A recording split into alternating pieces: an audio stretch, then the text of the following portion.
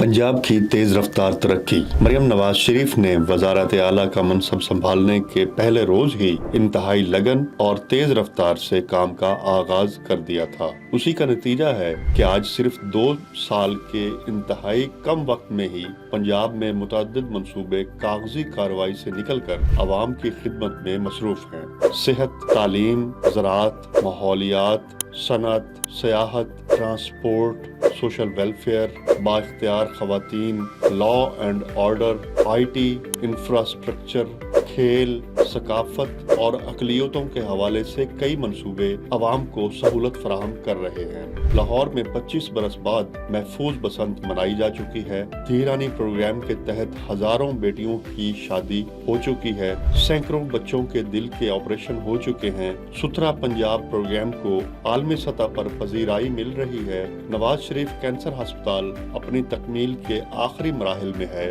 मुआशरे के नजरअंदाज आइमा कराम को आजाजिया कार्ड मिल चुके हैं और सूबे में एयर एम्बुलेंस के जरिए मुतअद्दिद जानें बचाई जा चुकी हैं। यकीन से कहा जा सकता है कि मरियम नवाज शरीफ अपनी वजारत आला की मुद्दत पूरी होने तक पंजाब को दुनिया के कामयाब और तरक्की याफ्ता तरीन सूबों की सफ में ला खड़ा करेंगी।